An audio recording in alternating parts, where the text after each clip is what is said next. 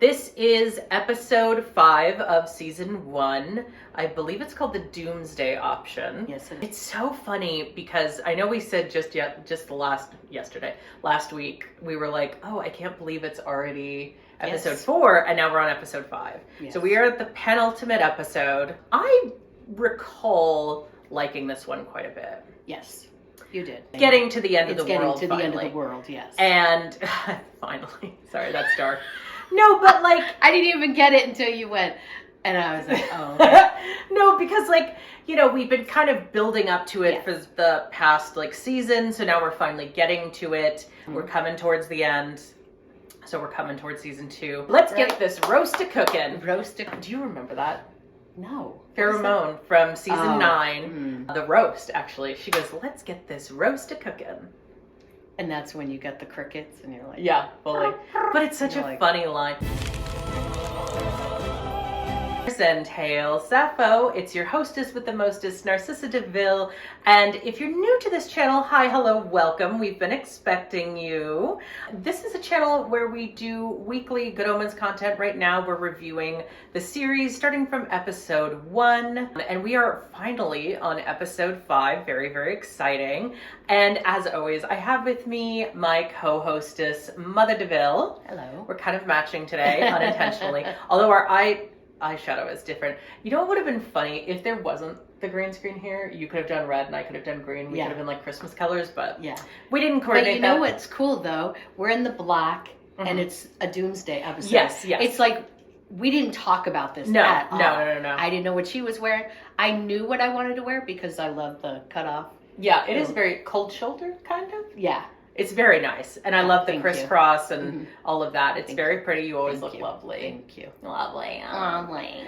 You know what's so funny though is I just realized, because we both have green eyes, are our eyeballs going to disappear? I've done this before, but I had a blue screen last time, so I don't know.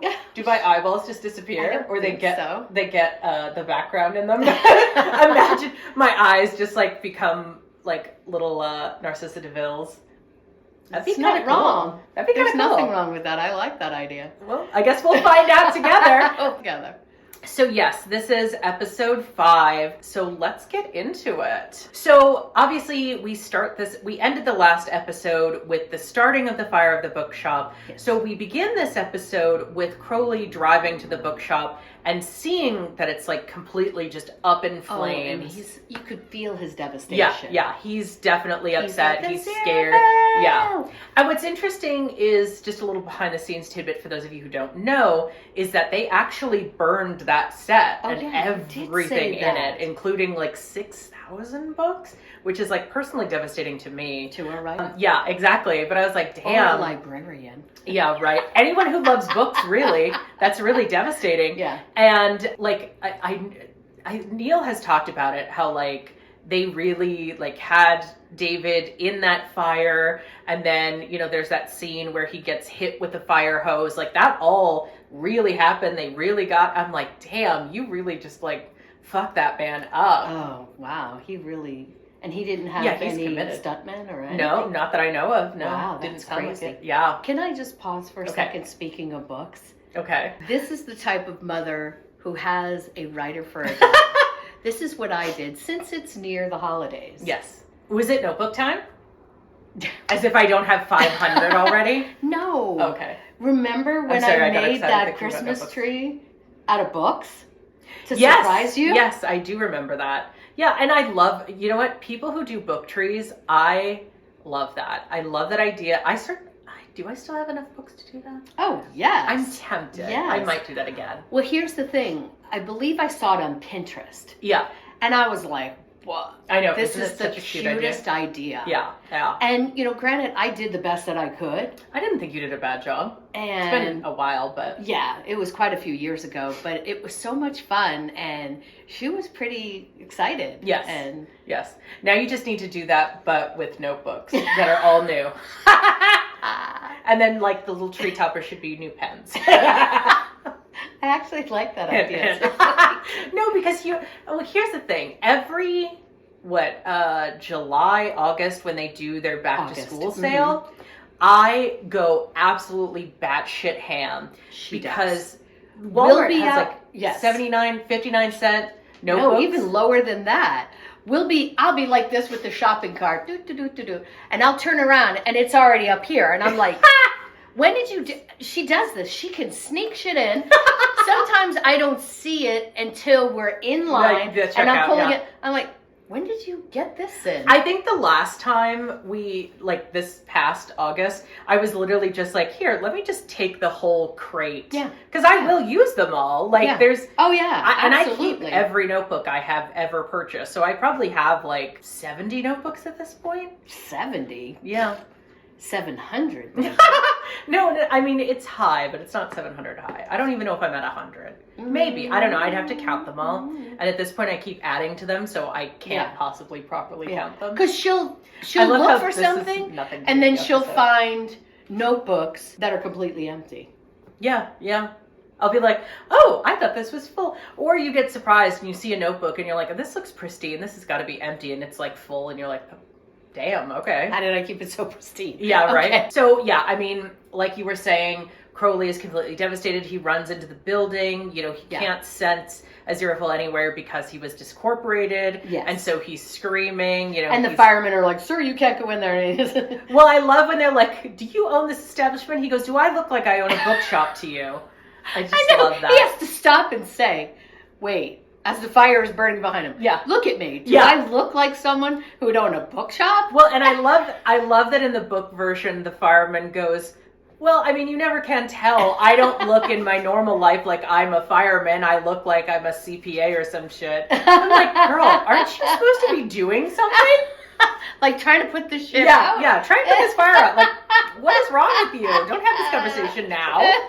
But of course, Crowley is devastated. And when he does walk out of the bookshop, I love that he has that kind of internal conversation to himself about whether or not he should litter because his glasses got broken. And he's like, I mean, I probably should litter because I'm a demon, but nobody's keeping score anymore. And then he just drops them anyway, gets into his car, and then of course they're playing Somebody to Love, which is oh my God, could you have made it any more upsetting?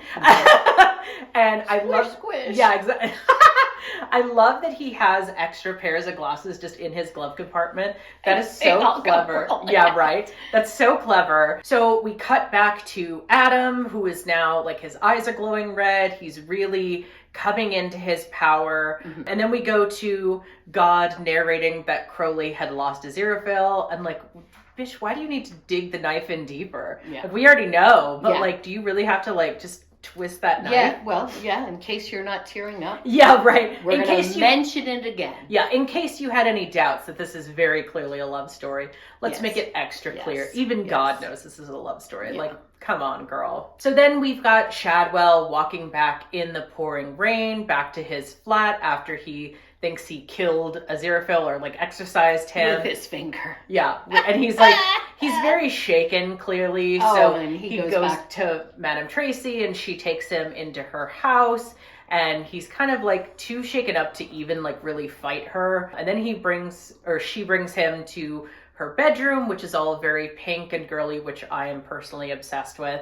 And she's got all the little stuffed animals on her bed. And then he kind of passes out and calls himself the Doomsday Option. Mm-hmm. I love that. Is it before he falls asleep or after he wakes up that he finds the whip and he's like, what kind of place is this? Before. I'm like, girl, you know. Because he first lays down. Yeah. Oh yeah, he feels it.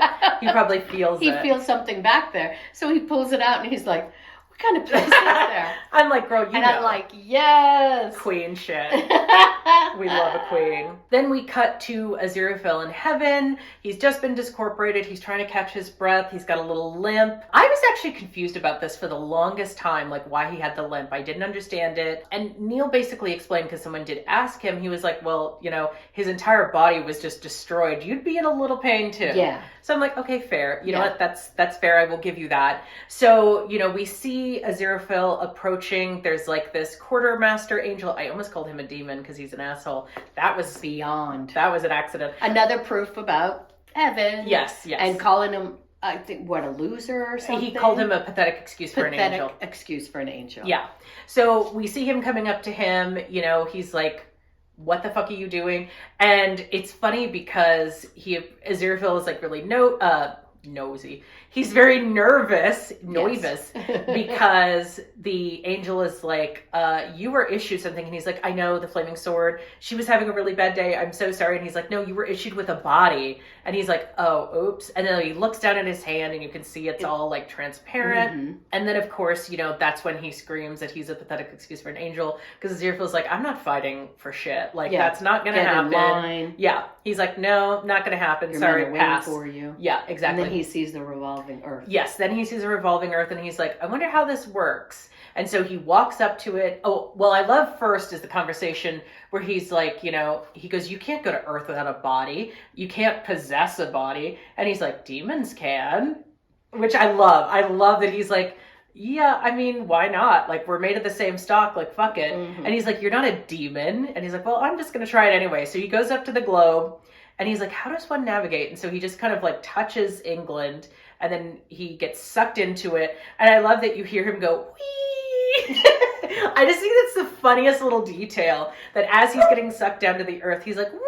Oh, and one thing I forgot is I love the implication that he gets celestial wages. So like even in heaven, capitalism is unavoidable. Oh, yeah. That's so I was awful. like, what? Yeah. We'll take it 'Cause out of they're your like, celestial wages. Yeah, you're like, And I'm why like, would he get what? paid? Like, what does he need money for? What are you Yeah. buying in heaven? It's all empty. Yeah. Yes. Like, what are you going to buy? I think it's kind of funny, and it kind of tells the whole story, because it is like that business thing, so I guess it makes sense. Okay. But I'm just like, what are you going to do with... Okay, so now we're at the part with Adam where he silenced his friends. He's very, again, he's coming into his own. You know, we're cutting back between these scenes of everything else and Adam and them. It's when he's officially kind of shut their mouths. It's a really creepy effect, but I know, it makes sense. The mouths, they're not even They're shut. gone. They're gone. Yeah. And then, of course, you know, after this, we're going back to Anathema and Newt. They're in bed, naked together, of course, after their sexcapade. I don't really feel the need to talk about this that much. We know the drill. So then we cut to Crowley, who's in the bar. He's drinking several bottles of alcohol. So he is getting drunk. He's very, very upset. The bartender leaves another bottle. You know, we see him kind of very drunkenly and sadly talk about how he didn't mean to become a demon. He didn't mean to fall. I love the line where he's like, cute. oh, you know, it's just Lucifer and the guys. I just love that. It's so funny to me the way he says it. Would But that also, be again, something very you sad. think that was a little off the cuff? You probably. Because you know how sometimes they say... Yeah. It might have been, really good actors. I'd have to... I still haven't fully read the full script book, so I don't entirely know, but it does seem like the sort of thing that would be like off script, because it's just so funny the way it's said. But, you know, again, it's just very, very sad. You know, he's mumbling to himself, and then there's that clap of thunder, and Aziraphale comes in, and it's clear that he can kind of only hear him. He can't see him because obviously he has no corporation. I love their little conversation. I love that there's like that, you know, where are you? And Aziraphale's like, I'm not sure. I'm not really anywhere. And then, of course, he asks if Crowley went to Alpha Centauri. And he goes, you know, I changed my mind. Stuff happened. I lost my best friend, which is the most, because you can like see it in his face, the way he's just like crumbling. And it's so, so sad. And Aziraphale's just like, I'm sorry to hear it. And I'm like, it's you, jackass. Like, you have to know. And I'm sure he does, but the way he says it, it's just really funny. And especially because, like, I don't remember. I know they do it a lot in season 2. But did they also do it in season 1 where they do that whole, like, Aziraphale's like, you know, good... And then he pauses and goes, friends? Like, what are friends for? But he pauses before friends. Yeah. So, like... It seems like, obviously, there's more to them than just friendship, but it's interesting how he, like, kind of has that pause. He takes that pause. Yeah. Sometimes both of them run together. Yeah. So it's hard for me to remember if it was in one. I would say yes. But isn't this about the time where he says, I have to talk to you, let's meet at the bookshop? And he tells them there's no bookshop? Yeah. No, he says, can you go back to the bookshop? There's a book there that I'm needing. That's right. It's the Nice and Accurate Prophecies. And he's like, no, I have it. And he pulls it out. And he's so proud of himself. And it's so cute. And, you know, he tells him about how the bookshop burned down. He's very sad as he's saying that. And he's like, I'll come to you. Where are you? And that's when Aziraphale's like, well, I'm not really anywhere. I've been discorporated. You know what's funny is he seems like Crowley took it harder Oh yeah, than absolutely. Aziraphale. Of course and he he's did. like, Because he loves him. Of course he took it harder. Yes. Wouldn't you? Well, yes. But I mean, Aziraphale loved the bookshop too. Oh. That's what I'm I know saying. Yeah, okay, I get what you're saying now. Yeah, I mean, I would imagine... I think it was more because he knows how much it means to him. Yeah, but Crowley thought that he died. Yeah, so that's true. That took a lot out of him. Yeah. And he's drunk by then. Yeah, he's sloshed to the wind. And you know, 5 sheets to the people wind. speak the truth. Yep, that's true. That's 5 true. sheets to the wind. Is that not the same? Yes, it is. Okay. 3 sheets? 5 sheets? 3 sheets. Multiple sheets. Sheets. I don't know. Oh, and I love that Aziraphale's talking about how he's trying to find a body to possess. And he goes, it's harder than you'd think. And Crowley's like, yeah, I was never very good at that either. I just love that little banter back and forth. That might be a conversation that was like added on later. Because it's so funny. He's like, yeah, I wasn't very good at that either. And then, of course, Aziraphale suggests it's a pity I can't, like, possess you, but I'm pretty sure we'd explode if we were both in the same body. Ooh. Oh, yeah, right. Well, you know what's funny is, I mean, I think that kind of does harken back to the fact that originally they were going to be one character, and then I think it was Terry who suggested... I heard that. Yeah. So originally they were going to be it was going to be one character, and I think it was just going to be Crowley. And then... it was Terry who was like, I think it should be 2 characters. And that's kind of how it all came to be. I love it. And so that kind of adds to the whole Alpha Centauri thing as well. Yeah. Because it's like, it looks like one from Earth, but it's actually 2 stars that circle each other. So I just think it's very interesting. And that's the whole banter and relationship. Yeah. Excuse me, not banter, exactly. But relationship between the 2 Exactly. of them. And it adds a little soulmates element to it. Because it's like they belong together and all that. It does make it extra funny, though, because did I ever tell you this story? I don't know if it's true. I hope it's not, because it's so fucking funny if it is. That there was this person who put this story on Reddit. And they never say exactly what book, but you know exactly what book it is. They're talking about how they had twins and they wanted to give them names after this book that was really important to them and their wife. And it was before they knew like about the relationship between the 2 of them. And nothing implied that they were together. I'm like, that's how you know you're straight. That nothing in the book implied that they were together. I'm like, bull fucking shit. Bullshit. And then they're like, nothing in season 1 really implied it. I'm like, again, bullshit. So they named their kid Aziraphale and Crowley? Yes. And then they're like, we're so devastated since they kissed in the episode. And it's like, how do we explain this to our kids? And I'm like, someone goes, I'm more offended that you named one of your children Aziraphale. Like, that is not a name you force a child to have. I'm like, I kind of love it. So like, I know, but I get it. I just think that's so funny. But it's the same people. Like, I knew that girl in high school who wanted to name her children after every one of the Twilight characters. So, like, I don't know, you're going to name one of your kids Bella and Edward, and they were clearly a couple. Like, and also you're going to have, 10 kids for that?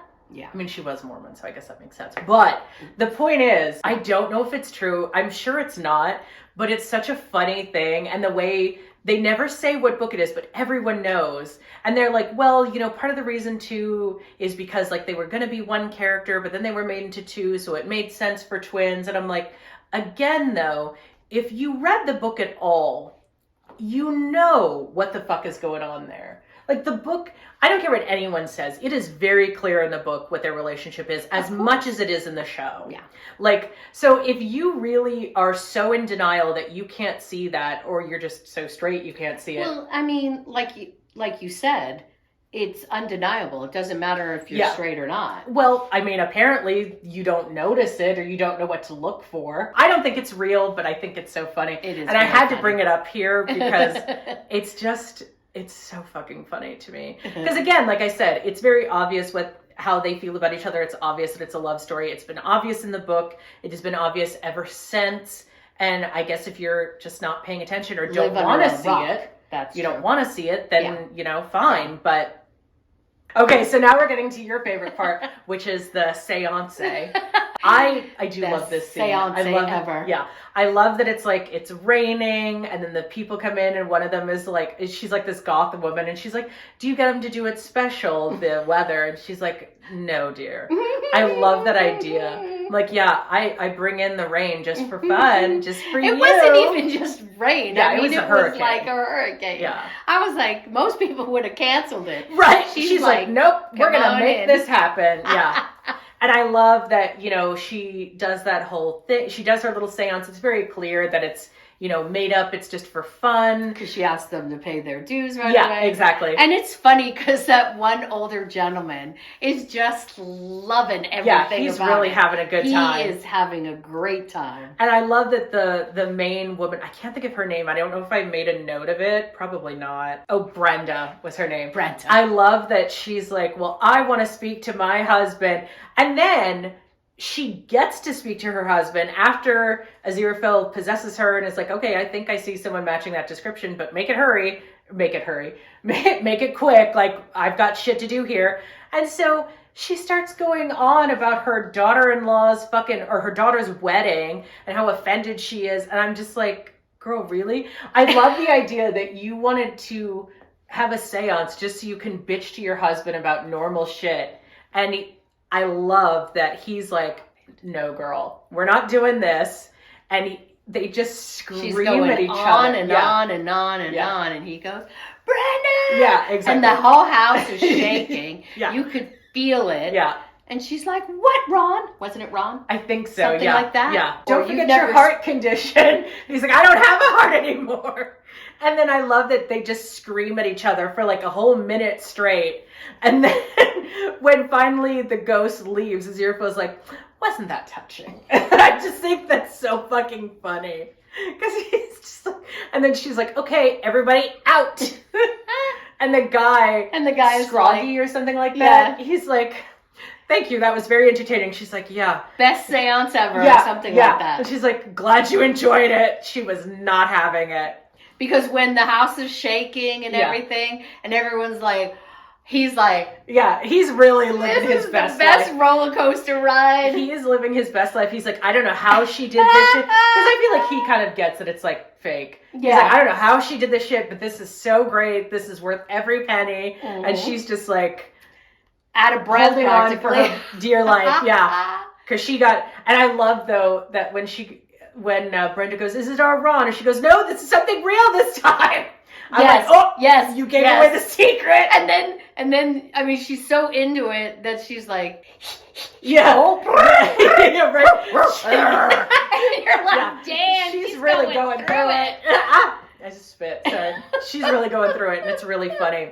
And then I love that when this is a little bit later, but when she's making tea for herself, she looks in the mirror and she sees Aziraphale, and he's in his like all white outfit, which should not work, I would think, because he's so pale and he's got the white hair. The all white outfit should not work, but it looks kind of adorable on him. Oh, and then I love that he's just like, hi, and she's like, oh.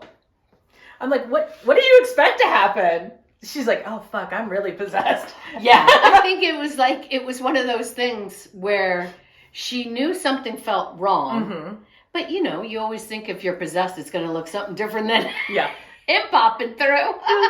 He's like, dude, exorcist. She's like, yeah. Oh. She's like, my head's not spinning. What's happening? What's happening? So then we go to Crowley being stuck on the M25. At this point, they're playing Another One Bites the Dust, I believe. Yeah. I love that we get to see more about how the M25 is created. We get to see more of 70s Crowley. He's giving this presentation. I'm obsessed with the fact that they have one of those old school like classroom projectors where he's projecting this image and he's talking about how he made the M25 happen. And I love that he's like mucking around in the field one night and several computer hacks. I just think that's so funny that he hacked a computer. And then at the end, you cut to Castor who raises his hand. He's like, yes. And he goes, what's a computer? It just makes me laugh every single time. It's so fucking funny. But I guess to be fair, that was the 70s. So computers were relatively new. To the average person. Yeah. No clue. Yeah. Never heard of one until I worked, well, not heard of one, but when I did my first data entry job in the early 80s. But it doesn't seem like hell has them even now. Like, you don't see them with computers. That's true. That's true. I mean, they're clearly very behind. Like, everyone in heaven has their heaven phone, but then and they're on a payphone. Well, no, they're not on a Aren't they payphone. on a No, payphone? it was just a desk phone. Oh, but it's okay. it's a corded phone. It's not even a cordless landline. It is a corded landline. So they are like way behind everyone else. Yeah, we know. But they should at least the whole have some maintenance computer. thing. And Yeah. They should have at least like an old like. They should have one of those computers with the green screen where it's like black and green. Oh yeah. That the first one I was ever on. That's what they should at least have that. Yeah. That's the same as landline. Well, I guess landlines were probably around since the 50s. So then we get Shadwell waking up in Madame Tracy's bed. He overhears Madame Tracy and Aziraphale talking. And he recognizes him. And he recognizes his voice. voice. Yeah. And I love that he's saying something and he goes, the Southern Pansy, and Aziraphale turns around and he's like, not just a Southern Pansy, the Southern Pansy. I was like, okay, bitch, work. She said, if you're going to call me gay, you better call me the gay bitch. I'm like, okay, you know what? Claps for you because I love that.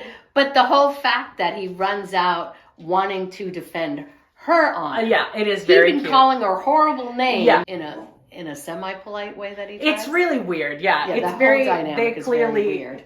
But it's a lot of like odd couples. You know, Newton and Athema is a very odd couple. I would say Madame Tracy and Shadwell are a very odd couple. And then of course we've got Aziraphale and Crowley who are the oddest couple. Well, no, not the oddest. Let me not say that. Yeah. But you know, it's fun. It's unexpected because of Angel and Demon. But yes. So then Adam comes into his power pretty much fully.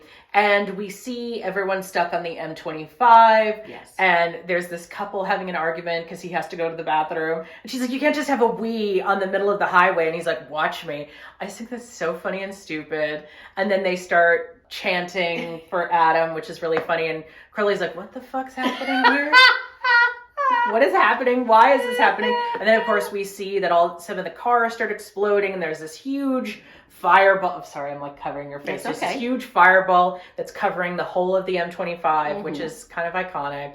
I wonder if that would have happened if he hadn't like done what he did with the M25, making it that sigil. Yeah. Pastor, who's in the answering machine, whatever you want to call it. We see this whole thing with the telemarketer. Yeah, I was trying to remember what they were called. Yeah. They get different callers. It doesn't go well. And then, of course, we see that they've spelled Crowley's name incorrectly. So he's higher up on the list than he probably should have been normally. And I didn't know how that was all going. But yeah, because it's an auto dialer, it seems like. Yeah. But they've got like a human person. And so, of course, Hastur answers his phone and he knows her name and kind of about her colleagues and stuff like that. And she's like, I'm hanging up now. And he's like, too late. And he slips through in a bunch of maggots. It's absolutely disgusting. Yes. And it's kind of cool though. And then they're all bones just sitting at their desk. It is kind of cool though because it's like they like take over and she's like drowning in the maggots. And then you cut to like these Halloween store skeleton. We go back to Madame Tracy's apartment where Aziraphale is explaining the end of the world to Shadwell and kind of what they need to do to stop it and how they need to get rid of Adam. And I love that Aziraphale is like very nervously lying to Shadwell because he asks how many nipples the Antichrist has and he goes, oodles of them, just buckets of nipples. And I'm like, girl, what the fuck? Okay, sure. And then he's like, well, do you have anything that can kill the Antichrist? And he's like, silver bullets. He goes, that's werewolves. Garlic, that's vampires. And then he goes, this gun could shoot bricks. And he goes, that should do nicely. I'm like, oh my God. I don't think it's the one that they pull off the wall? Yeah, the thunder gun of Colonel Dalrymple, who we know in season 2 comes up again. So I'm thinking it's the same one. It's kind of weird. Yeah. But that's not a common name, so it's got to be related somehow. Yeah. Crowley driving up to the Rings of Fire. Hastur is in his car, giving him a hard time. He breaks his sunglasses, which of course, thankfully, he has extras. But he's like, ooh. Because Hastur is just such a fucking asshole. And he's like, you're never getting through there. And Crowley's like, all right, watch me. So he plows through to the Ring of Fire. And Haster is, of course, freaking out. I don't think he's ever been in a car, at least as far as the show's concerned. Yeah. So he's like, I don't know what's happening. This is really scary. You're driving right towards that fire. And I love that Crowley is like having this whole thing about how he didn't like the 14th century and that he likes that every day gets him further away from the 14th century. Haster thinks he's absolutely gone mad. Yeah. He goes through and Haster is discorporated and Crowley is holding on for dear life as he's driving through this fire. Yep. And I love the kind of voiceover from God that he can do it because he has an imagination and he's just imagining that everything's fine. And so that makes it okay. I think that's kind of But he cool. also tells his car. Yeah, he does tell his car that he's had it since new, so it's not going to burn because he believes it's not going to. You will not burn. Yeah. You are my car. Yeah, I love it. I think it's very funny. I like And then the police officers. Yeah. Well, I like that in the book that he technically drives through the Thames first and then does the Ring of Fire, which I think is funny because I just love the image of him driving through a lake, or not a lake, a river. Oh, okay. Because I think it's pretty deep. So, but anyway, I just think that's funny. And then, he comes out the other side. Well, first we cut to the two police officers who are talking about how nothing's going to get through. And then one of them's like, are you sure about that? And then you just see him racing through and they're like, what the fuck? And he's smiling like a madman. Yeah, and waving. Yeah. Right? You're like, and then they're like, okie dokie. And he goes, and I can't remember something which like, one of them are we going to says, report this? Yeah, and they're he's like, nope. We're going to pretend that shit didn't happen. She goes, that's somebody else's problem. I love somebody else's problem. Because, like, what the fuck are you going to do about it? His car's on fire and he just drove through a wall of fire. Like, nah. Yeah. We're not going to do anything We'll about spend this. more time with paperwork. Yeah, right? Trying to explain that shit in detail. Yep. Then we go to Adam calling for the 4 horsemen. He explains to his friends that they're all going to rule the world. Yes. Different parts of the world. But he's going to stay exactly where he is. Because he loves it there, so why should he leave? Which makes sense, but they're also like... fair to them. Yeah, and they're like, we don't want to live in all these other places. America, we want to be Canada, here because this is our woods too. Like, who the fuck are you? And I do love that it's Pepper who stands up to him because she's not taking his shit. She's like, dude, what the fuck? No, like, that's not fair. I don't want to live somewhere else.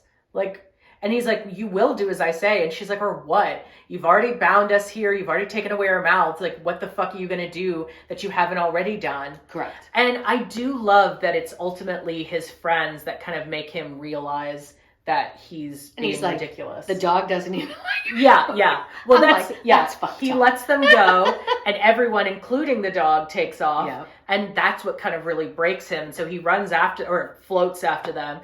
And they're like, stop. Pepper's like, stop following us. And he's like, I'm not following you. I don't care what you do.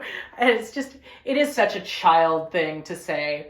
But it's the truth. Yeah. There's parts of him that are still that 11-year-old boy. Yeah. But it's only when he kind of realizes, and when Pepper says, I don't think the dog likes you very much because he's his own dog. He doesn't have to do what you say. Yeah. And that's when it really flips the switch for him. And he kind of rises up and just belts out this scream. And everyone sees it. Like looking his parents. Over. Like, everyone in the world pretty much hears it. And then they cut to, God, and she's playing the card game again, and it's flashing through his whole childhood. Mm-hmm. And you kind of see it's like this release, this like exhalation of breath, and it's like all the evil kind of comes out of him. And he falls to the ground. Mm-hmm. And I love that, is it Brian, I think, who picks up the, like, not croquet mallet, it's like I think it's, what is that other game that they play? It's like baseball. But it's not. Stickball? No. I don't know. It's a British thing. Oh, I don't remember. Anyway, whatever that game is with the paddle, he picks it up like he's going to bash him over the head. And then he's like, I'm sorry. Right. I wasn't really myself. Yeah, it is. Oh, okay. He's like, I'm sorry, I wasn't really myself. And so they all get their bikes. But I'm back or something. Yeah, because he kind of released whatever it was. Because he still had enough humanity that he could do that. And that's a good thing. But he still knew things that were happening because he's like, you need to meet me with our bikes in 5 minutes. So they get their bikes so they can go to the Tadfield Air Base. Mm-hmm. Everyone's kind of confused as to why they're going to go there, but they realize they don't really have a choice.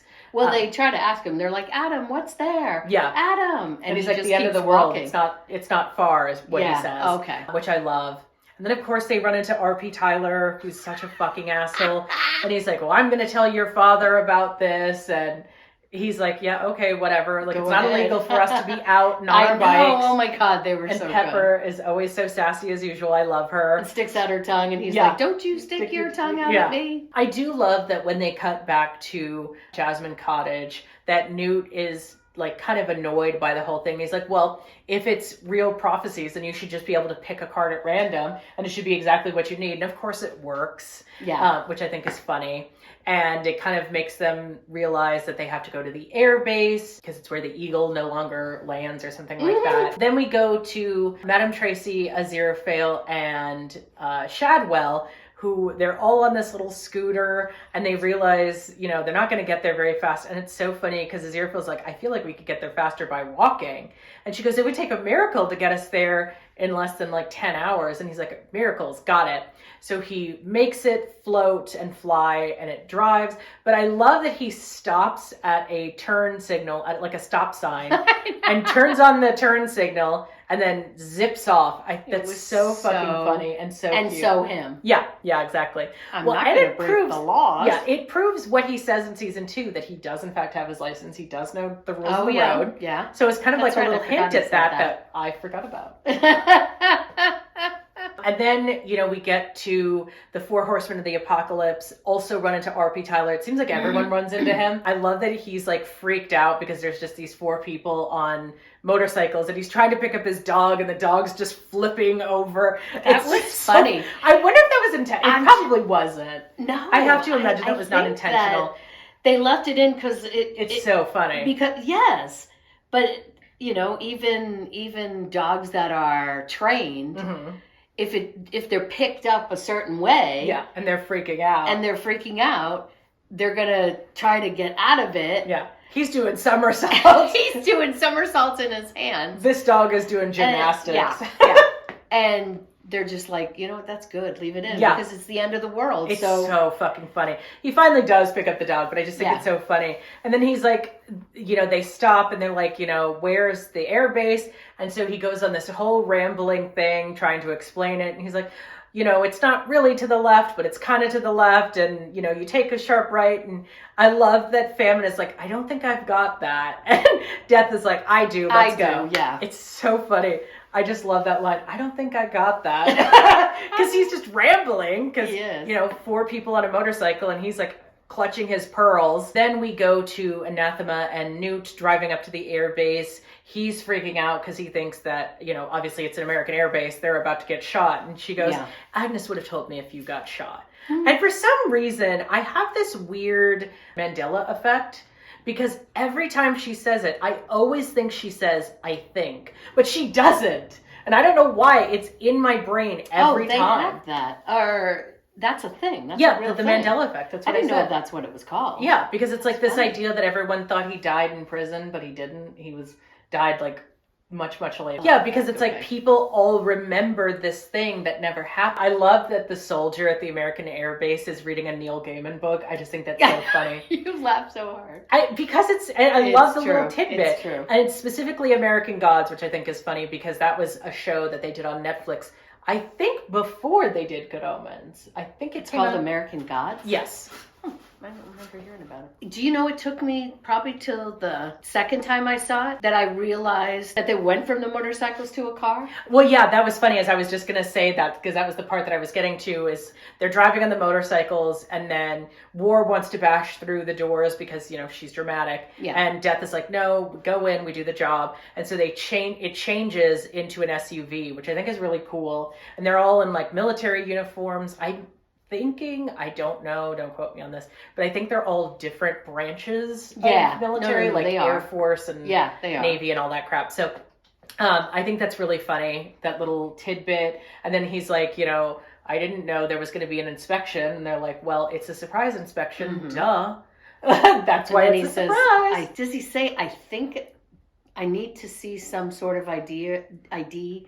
Or he says he does say, well, he does, it drives me insane every time because he says, I was not informated about this. He says informated? Yes. About this meeting. And I'm like, what the fuck? Like, it's really stilted and I weird thought he and said robotic. informed. No, he said informated. Every time it ticks something in my brain that drives me insane. Yeah. So, like, because I'm always like, what are you saying? Why are you talking like this? Well, and also because your brain, her grammar has to be Listen, perfect. I'm a writer.